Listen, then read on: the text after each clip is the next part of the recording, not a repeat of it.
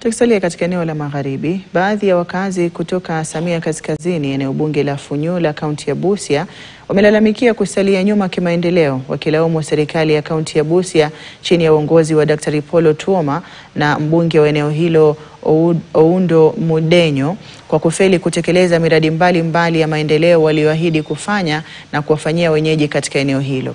Wakizungumza wakati wa mkutano wa pamoja uliolenga kutathmini maendeleo ya eneo hilo uliofanyika katika kijiji cha Sidonga, wakazi hao wakiongozwa na Boaz Ojambo walisema kuwa miradi kadhaa iliyokuwa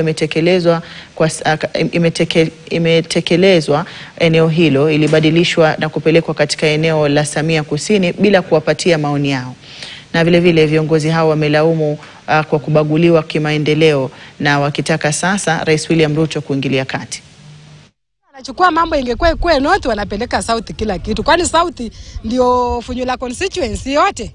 Sisi tuko na machungu sana. Koti ilikuwa hapa, kiwanja ya ndege.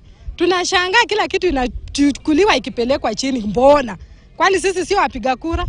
Sisi tumekuwa marginalized. Hatuna kiwanda, hatuna cash crop ambayo ilikuwa mismanaged na hawa viongozi. Tulikuwa tukilima pamba. Tuko na ginnery ambayo ni kubwa sana katika Eastern Central Africa. Inaitwa Luanda ginnery. Leo hii imekuwa white elephant.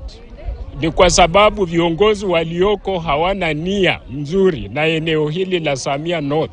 Kwa hii miaka 20, hiyo barabara, hiyo daraja tangu isunduliwe, hao viongozi ambao ni wabunge wetu, hata kufikia leo hii kwa gavana ambaye amekuwa mbunge, hakuna kitu ambacho wanajali hiyo daraja ya Luanda. Na sasa tuelekee Kilifi.